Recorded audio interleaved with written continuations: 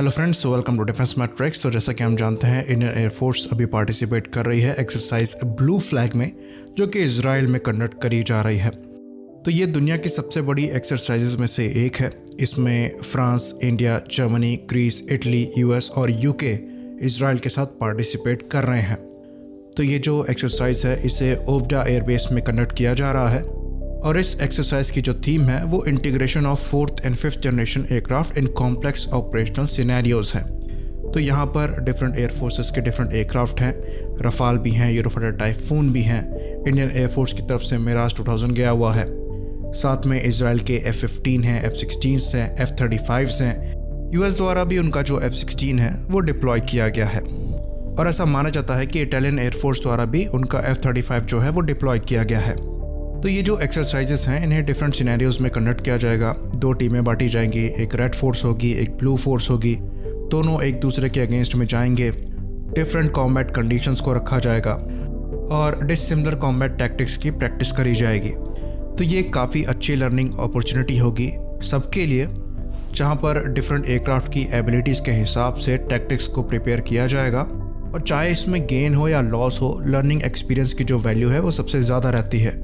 भारतीय वायुसेना को यहाँ पर फ़ायदा इसलिए मिलने वाला है क्योंकि मिराज 2000 जो है वो F-35 के साथ या उनके अगेंस्ट में ऑपरेट करेंगे। तो F-35 क्योंकि एक 5th जनरेशन फाइटर है और काफ़ी ज़्यादा कैपेबल फाइटर है, तो उसके अगेंस्ट में चाहे हारे चाहे जीते, जो लर्निंग एक्सपीरियंस है वो काफ़ी ज़्यादा इंपॉर्टेंट रहेगा। तो ऐसी एक्सरसाइजेस में जो मशीन्स हैं उनको तो एक्सप्लॉइट किया ही जाता है, उनकी सारी एबिलिटी को समझा ही जाता है।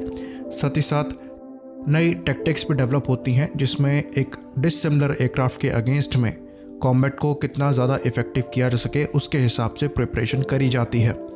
तो सब एयर फोर्सेस के अपने डिफरेंट एक्सपीरियंस होते हैं और एक दूसरे के एक्सपीरियंस को शेयर करके इफेक्टिव कॉम्बैट एबिलिटी को अचीव किया जाता है। तो ये सारी एक्सरसाइजेज जो हैं वो काफ़ी ज़्यादा इंपॉर्टेंट हैं म्यूचुअल बेनिफिट्स के लिए।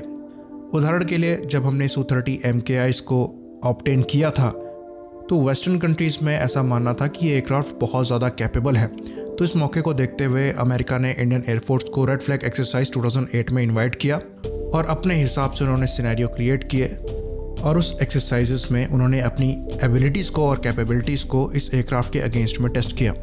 साथ ही साथ उनको इस एयरक्राफ्ट की एबिलिटीज़ के बारे में भी पता लगा। तो एक तरीके से वो हमारे साथ प्रिपेयर होकर अपने आप को रशियन प्लेटफॉर्म के अगेंस्ट में प्रिपेयर कर रहे थे।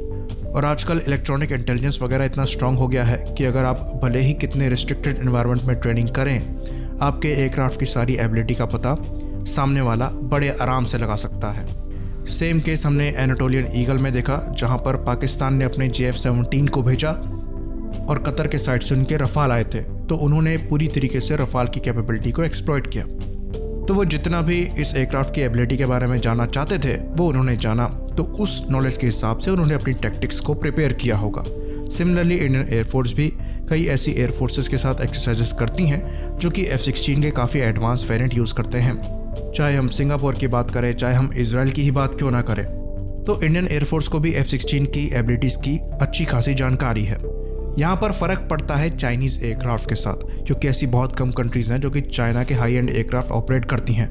तो उनके एयरक्राफ्ट एक तरीके से सीक्रेट हैं और शायद उनके हाई एंड एयरक्राफ्ट के अगेंस्ट में अपने आप को प्रिपेयर करने के लिए इंडियन एयरफोर्स आजकल F-35 के साथ ज़्यादा इंगेज है। चाहे हम एक्सरसाइज ब्लू फ्लैग की बात करें, चाहे हम इंडिया यूके की ट्राई सर्विस एक्सरसाइज कोंकण शक्ति 2021 की बात करें, जहाँ पर उनके F-35B के साथ हमारे Su-30 MKIs और इंडियन नेवी के MiG-29 के फ्लाई कर रहे हैं। साथ ही साथ इन मिलिट्री एक्सरसाइजेस के जियोपॉलिटिकल बेनिफिट्स भी होते हैं, जैसे कि क्वाड एक्सरसाइजेस हो गई, जो कि क्लियर मैसेज देती हैं चाइना को कि उनके मिस एडवेंचर को काउंटर करने के लिए ये 4 कंट्री जो हैं वो साथ में आ सकती हैं।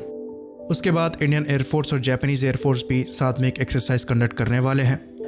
तो ये भी चाइना को एक सीधा मैसेज होगा। इसी बात पर हम इस वीडियो को ख़त्म करेंगे। लाइक करिए, सब्सक्राइब करिए। जय हिंद।